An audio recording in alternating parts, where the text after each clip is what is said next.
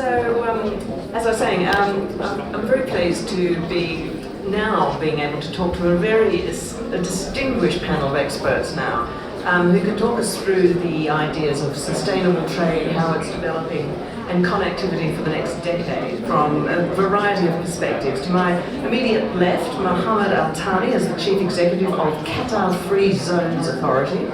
And to his left, Daniel Weiss is the co-founder and managing partner of the Angeleno Group, which is a Los Angeles-based venture capital firm that backs next-generation clean energy and climate solutions for companies, amongst other things. And Damush is the Group Chief Executive Officer of the Telecel Group. It's a London-based mobile telecoms group that operates in a variety of countries and is actually one of the largest in a number of countries as well. So, Mohammed, I wonder if I can start with you and just look at free zones. They have traditionally focused on efficiency, access. How are they evolving into anything that resembles an innovation-driven, low-carbon hub that can attract investment from abroad? Well, there's a lot to unravel there, but first, good afternoon everyone, and thank you for having me here with you. And welcome to the Invest Qatar pavilion. I think I should start with maybe just talking a little bit about the overall investment ecosystem in Qatar. That will give you a bit more context, and then I can jump into what we do in the free zones. We've been over the past 5 years really focused on sort of diversifying away from hydrocarbons and oil. And we're doing that by building a border-based economy. We understand the importance of that. And so, Invest Qatar is the investment commercial agency in Qatar. It sort of sits on top, if you like to think of it that way. It promotes Qatar on the global stage, directs investors and businesses to the right platforms. And then you've got sort of the 5 different platforms of registration, licensing, and regulations within the state of Qatar. One being, the Ministry of Commerce, that follows the civil law, and then you've got the other 4, which is the Qatar Free Zones, the Media City, Qatar Financial Center, and the Qatar Science and Technology Park, which all follow the English common law. I think it gives more international investors a bit more comfort for their borders, so they understand the landscape. And those platforms are segregated by sector. So if you're in a logistics company and you're looking to expand out of the region and globally from Qatar, you will be hosted in the free zones. If you're a media company or a publication company, the Invest Qatar with the team would direct you to Media City. Financial center the same way, financial services, professional services. And if you're looking at doing more on R&D projects, you'll be hosted in the Science and Technology Park.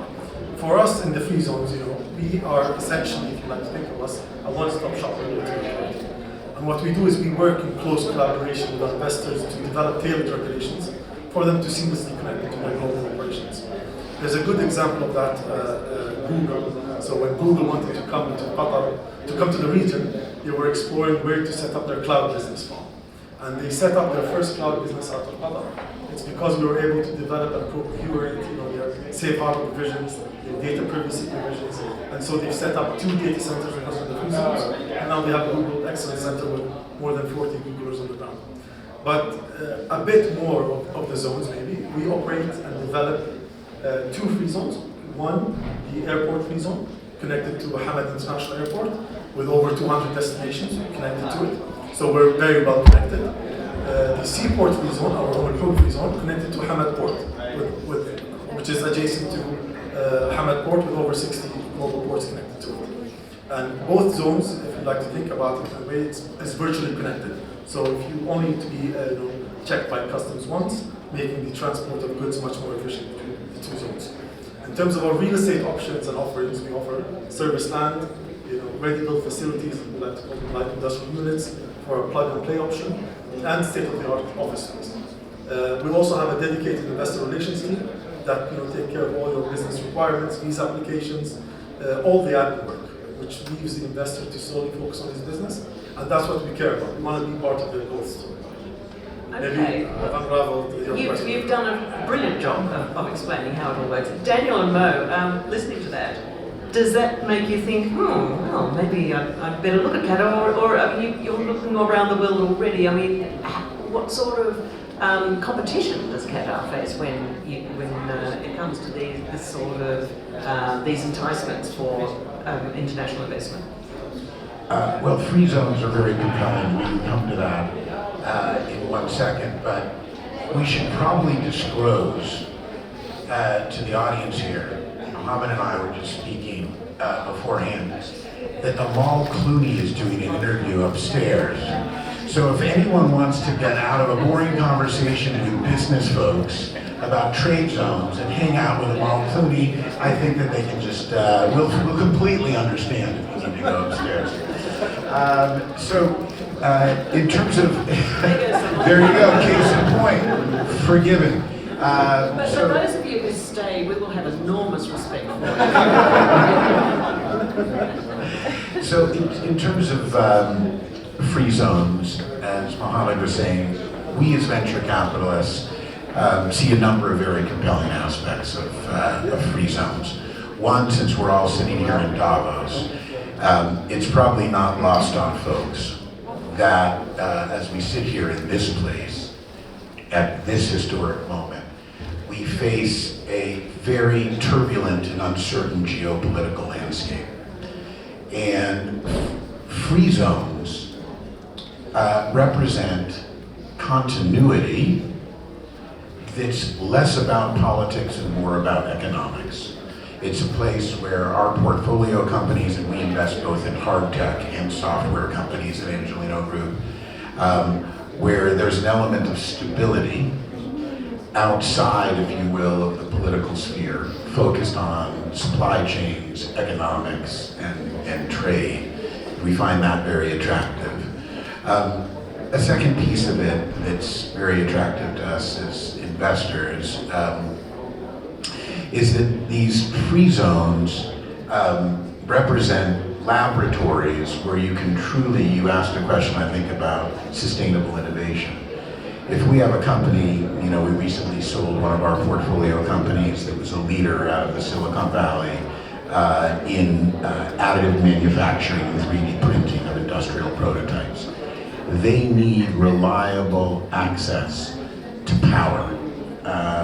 And if we can build distributed generation in these free zones, access to power, which I think is part of the vision in Qatar, then it's helpful to companies like that. Similarly, in the AI world we live in, with data centers, it all begins with electrons and power. And if we can build sustainable generation in these free zones, you're also setting the stage for infrastructure to power the technology of the future. So there are aspects about sort of the structure of free zones that are very appealing. Yeah. Interesting. And Mo, same question to you. Are you already operating in countries with free zones? Are you taking advantage of free zones anywhere with Telecel? So for us, it's time to look for free zones and optimize our tax cost.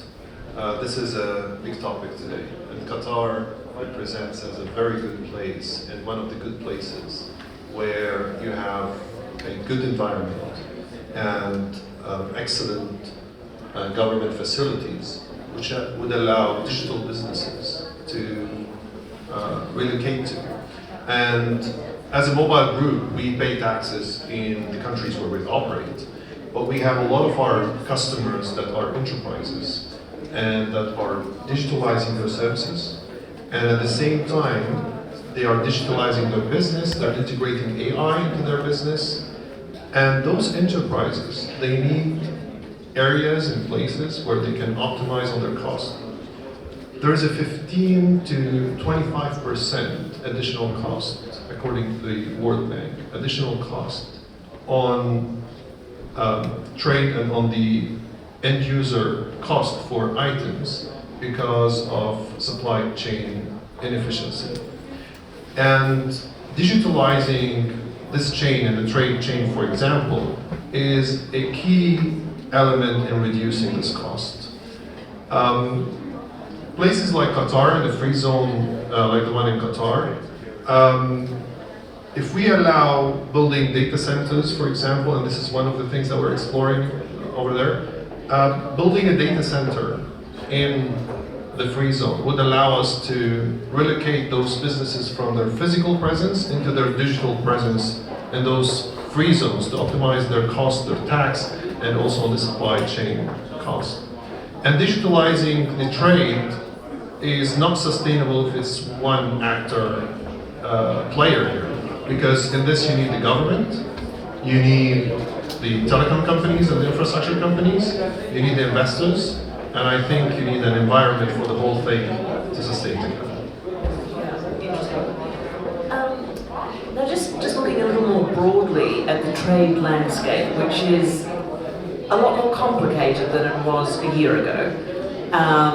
And in fact, just in the last week, became a lot more complicated. But without getting into the details of all of that, I just wanted to generally, when you look at a world in which trade conflict has risen up the political agenda in countries across the world, and trade links are changing dramatically, how is that? I'm really curious to know how that is affecting each of your organisations. Mohammed, to begin with, this is happening outside Qatar. Qatar's, in a sense, We're definitely affected by it. but yeah, how are you affected by it? So I think the trade barriers have increased in recent years, and there's a lot of unpredictability around the world, which causes a bit of a delay in global supply chains.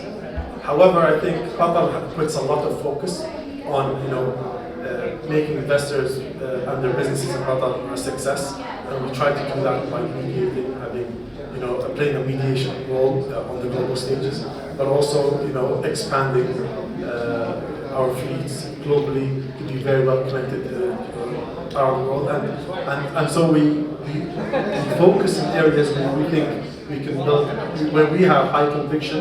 In clusters, Qatar has a competitive advantage in, and we can build it throughout the city. Us in the free zone, we look at, if you look at, for example, e-commerce, reverse logistics, if you look at distribution, I think that's a key cluster for us and a mandate in the free zones to expand that footprint. We see 4 out of the top 10 global 3PL players having a presence in our free zone. We think, MRO within the aviation and maritime space, given our connectivity to the airport and the seaport, is a cluster we want to build in our zones. Other clusters we think, which is coming to become very important, and we've learned a lot from during COVID, is the biomedical sciences space.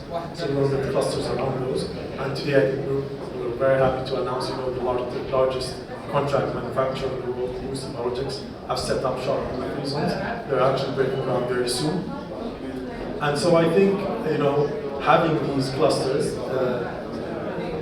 overcomes the trade barriers.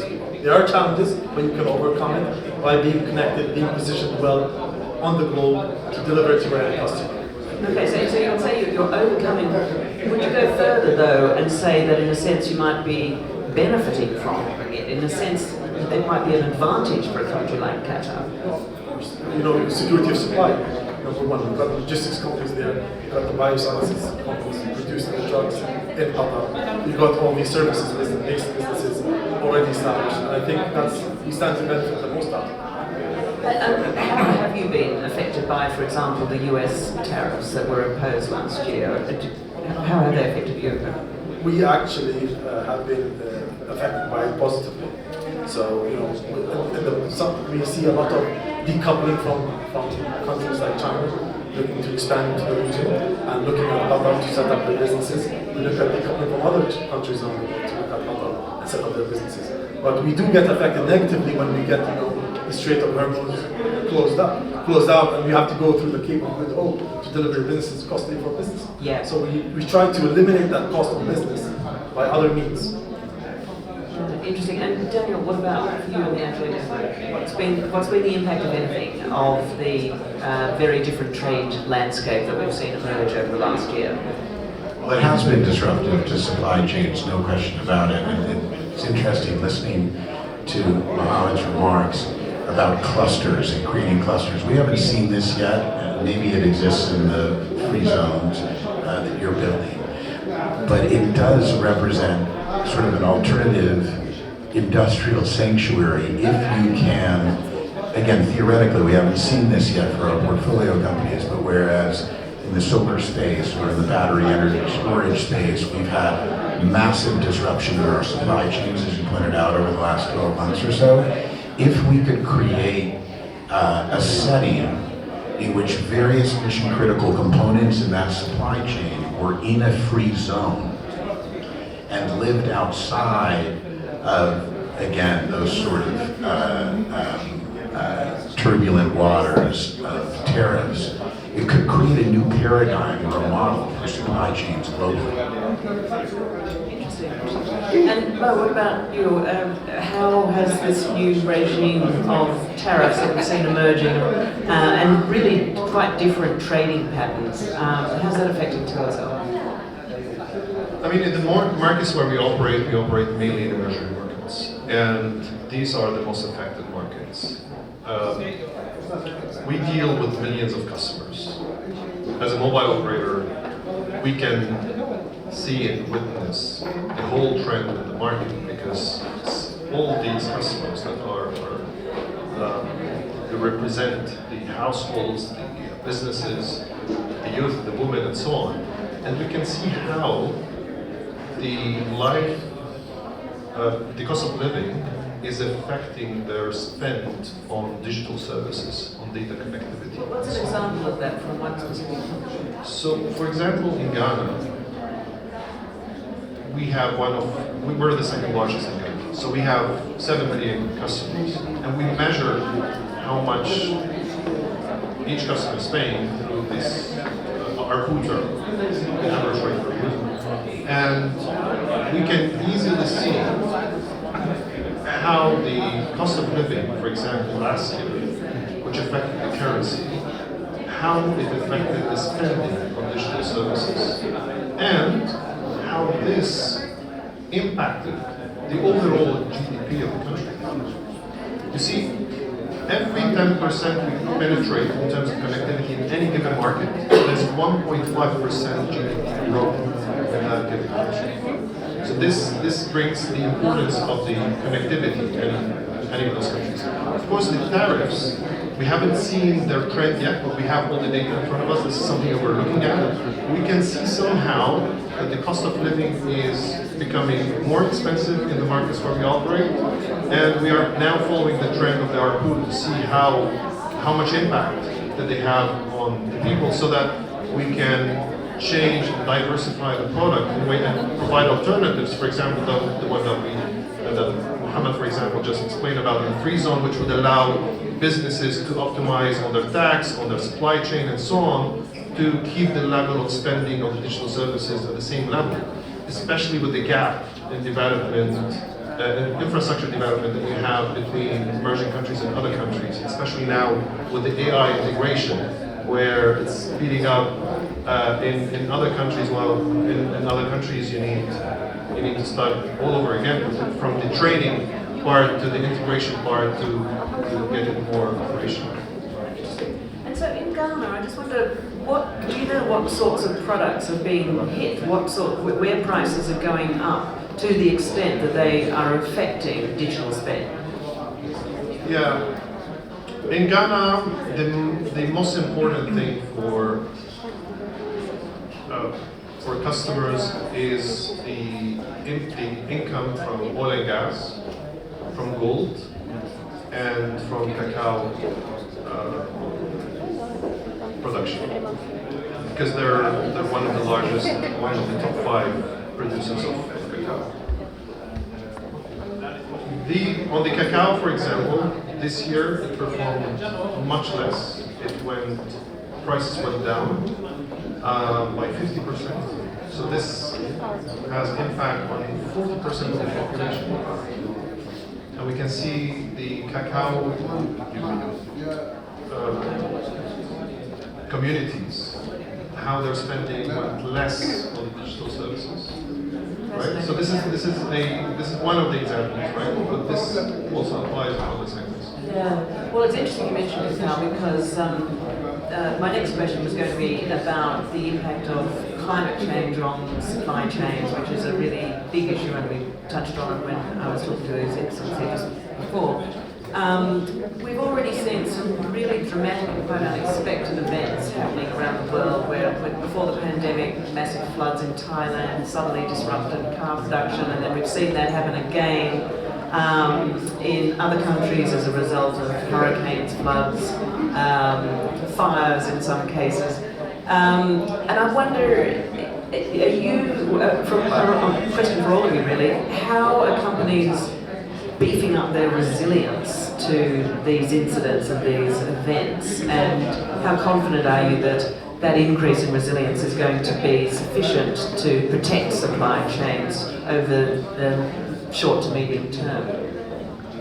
I think for Qatar, if you look at the oil and gas industry, they're doing a lot of that front. So there's a lot of innovation in carbon sequestration. You hear it a lot. And innovative ways to eliminate all that. You hear companies going net zero. What we focus on in the zones, for example, we have a subsidiary wholly owned by the free zones, which is called the Doha Venture Capital Fund. And it's a fund that invests globally to look at new innovations to try, for the main purpose of localizing the know-how and talent into Qatar. And so there's a lot of companies we're looking at from that angle, and that focuses on all the net zero ECG technologies that we could bring in and localize into the zones. So I can name a few of companies we invested in that looked at that, but I think there's a lot of development happening on that front, so we're keeping an eye out. We play a role of onboarding them into the state of Qatar, but we work a lot with venture capital firms like that focus on that industry and try to bring the know-how to Qatar. Yeah. And Daniel, I assume you know full well what it's like to live through a fire, unfortunately. Yes, well, thank you for acknowledging that. Yes, it's very personal for us and for our team. Our office, our headquarters in Los Angeles is several miles away from where the fires were in the Palisades, and some of my colleagues and partners lost their homes and their children lost their schools, and you can see the fire burns from my personal office out the window. So it's very real, this sort of climate-related risks that you're talking about, certainly very real and hit close to home. The flip side of this, and this is why it's exciting that Qatar, with its innovation fund and others, are investing in the space, is that it represents an opportunity to manage, predict some of these risks. So some of the companies that we're most excited about, in fact our most recent investment out of our most recent fund, which was announced in the last 30 days, is a company that uses predictive analytics and AI and sensors to predict when there will be electrical arcing on transmission lines associated with the grid to mitigate wildfire risk, but also, and this is important, to enhance the operational efficiency of the existing fleets that are working on grid infrastructure. So there's innovation going on in this space to address, again, tragic event from a human perspective and an economic perspective. I think I was listening earlier today on a panel to the CEO of a large insurance company that said the insurance costs alone associated with the LA wildfires are going to be between 40 and 50 billion dollars, and the economic costs are closer to 3x that number. But that represents an enormous opportunity to innovate, and hopefully there'll be opportunities to collaborate with, with similarly minded investors like Qatar in that regard. Yeah, interesting. And are we seeing any concrete examples of that innovation yet, or is it a little bit too early because it really is only a year on, I guess? But is there anything that you've got your eye on as a potential investor? Well, you obviously are looking at it from a potential investor perspective, but can you talk about anything that might be forthcoming in the next, say, 6 months or so? Well, this company, IND Technology, I'd encourage people to take a look at it, this one that we just invested in. It uses analysis of RF radio frequency signatures to do what's called EFD, early fault detection. That's one recent example that we've invested in. But a sort of an untold story, which is very exciting about innovation, is that there was a super cycle of climate tech venture capital from roughly 2013 to 2023, when climate tech VC globally went up about 25x, from 2 billion annually to roughly 50 billion. And during that period of a decade, a massive number of seeds were planted in a global innovation garden connected to this sector. And some of those seeds, IND is an example of it, are coming to fruition. And so while the sector in many ways and in many contexts is out of favor at this moment, I think it's fair to say, even in our own country, in the United States, the deal flow pipeline in our 20 plus years of investing in the space may be better today than it's ever been. That is really interesting, because of course before that period there was a pretty difficult time for so-called climate tech, wasn't there? And there was a lot of nervousness, which you know a lot more about than I do, but there was a lot of nervousness about going back in. And yeah, so that's very interesting to hear that. Mo, from your perspective, how is climate change affecting any of your operations, supply chains, or immediate future plans? So we don't have a direct impact on our business and our business sustainability, but what we do is that we also try to tackle this issue from different angles. So internally, 1 to 1.5% of the energy spent globally is spent on telecom infrastructure. So what we're doing is to turn our energy spending into green energy. We have, for example, one of the countries, we've started with smaller countries, of course, because it's easier to deploy. But for example, in markets like Telecel in Liberia or in Guinea, we have 100% solar coverage, and of course battery backups and everything, so that we operate 100% green, at least on our towers. And we try to take this further also into other markets. We're also testing hydrogen energy in some of our markets to see how efficient is that in supplying the energy to our telecom towers. So that's internally. On the external side, we have an initiative that we founded. It's called Africa Startup Initiative Program. And through this program, we support African startups. And this is specifically to support African-tailored, market-tailored solutions for issues that are on the continent. And we co-invested in this with Microsoft, Google, FNB, Toyota, who partnered with us in this program.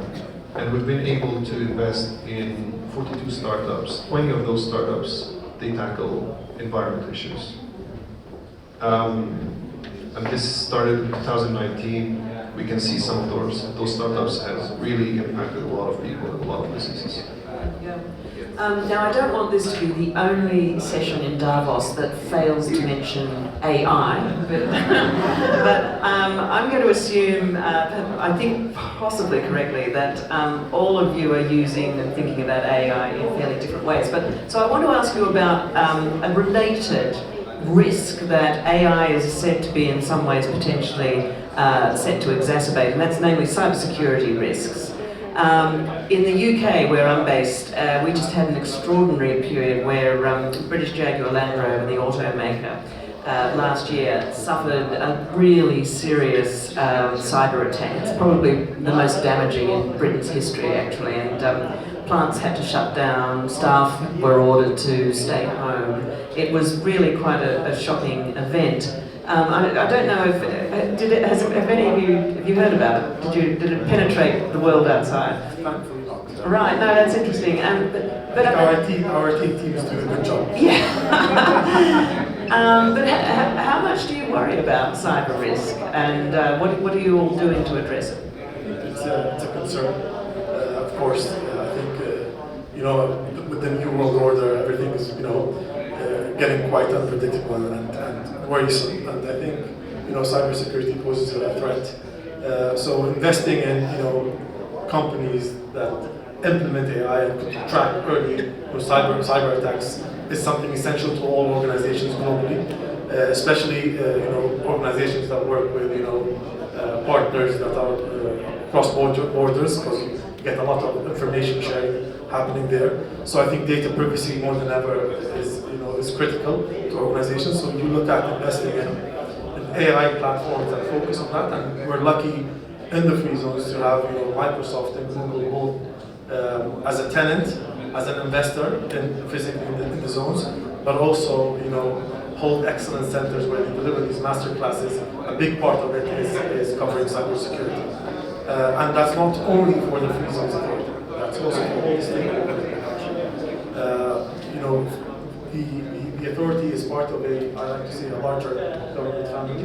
So we report to the Council of Ministers, we work with all the ministries very closely, with the competent authorities, and so Google holds these 70 plus master classes, and majority of them are in cyber and in AI, and how they can implement them in their organizations. So they do support all the ministries in the country and the organizations. Yeah, very interesting. And Mo, what about you? Well, this is one of the hot topics at our organization. And actually, yesterday I had a little conversation with Anthropic CEO about the trend of AI. And one of the things that he mentioned, that the development and the pace of development of AI is much faster than the integration of AI into businesses. And this is one of the key issues that is going to face the development of AI in the future, and especially in emerging markets. This is where we feel responsible towards our clients and also towards new clients in order to train them to integrate AI tools in order to have better productivity and better delivery of their services. But also this comes with a cybersecurity threat as well, because every time you digitalize a service and you pose it more into digital services, AI and so on, you have bigger security threat, cybersecurity threat. And this is where, of course, we encourage companies to increase their budgets on cybersecurity like we do. And we try to be the role model here by presenting how much we used to spend and how much we are spending now. We've increased our budget on cybersecurity by 120% in the last 3 years. And this is an example on how much additional exposure we're having by integrating new technologies into our businesses. Yeah, and I bet you're not alone. Daniel, are you coming across companies that are telling you a similar story? Well, the lens primarily through which we would look at it would have to do with the infrastructure delivering the electrons to data centers. So third-party estimates recently have suggested that 80% of incremental power generation demand in the United States over the next 3 years is going to come from data centers. So how do you protect that channel, if you will?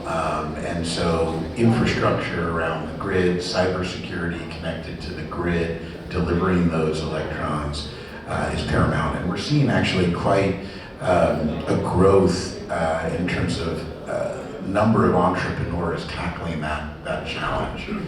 So hopefully in the next 2-3 years, you're going to see some unicorns focused on that area around sort of cyber meets power supply. That's really interesting. Yeah. So there are already startups working on that, are there? Yes. Just in the US, or it must be everywhere? It must be a growth market, I imagine. It is, but of course the data center market and AI is happening in a massive way in North America, as you know. Yeah, of course. Now we've got some time for audience questions. If anybody is sitting there, we've got a huge amount of expertise here on the stage, and if anybody would like to ask any questions, just raise your hands. My colleagues have some microphones there if you can wave. Yes, the gentleman in the back there. So, good afternoon everyone, very happy to be here. And Angeleno, I'm a tech entrepreneur based in Zurich, and I'm helping boards of big companies, Fortune 500, manage a non-financial risk. So my question is, you were speaking about this increase of 120%, very impressive. I'm curious to understand, how did you determine this level of increase in investment into cybersecurity? Thank you. I think that was to Mo. Yes. Yeah. Oh. Yeah, thank you. I think we're regulatory driven, but in the first instance, because regulators, they set regulations for us in order to tackle new cybersecurity matters. And this is one first driver on how we spend more on cybersecurity. We deal with national security matters. It's the user's data. So absolutely the government has the upper hand in imposing those regulations. And of course we are one of the stakeholders in building those regulations and in explaining the threats and so on. But this is one driver. The other driver is by the requests that comes from the various departments. So in any telecom or mobile operator, you have the marketing department, technical department, the NOC departments, all these departments, right?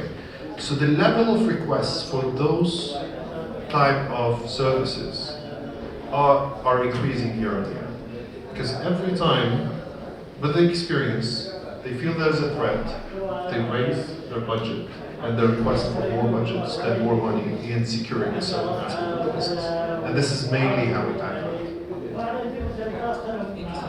Yes, gentlemen down here in the second front row. Gentleman, red tie. Thank you. Dirk Norbert, managing partner, SCI management consultant. We advise companies in the energy sector. I was fascinated by the sanctuary idea around the free trade zone. So I was wondering if you would be able to share a little bit more insight about your vision on this, because BESS or battery systems and other critical supply components to the renewable energy space in the current trade environment. If there are any concrete plans that you can talk about, would be very keen to hear more. Thank you. I think it's, the free zones model has been proven, to be a key success on the global stage.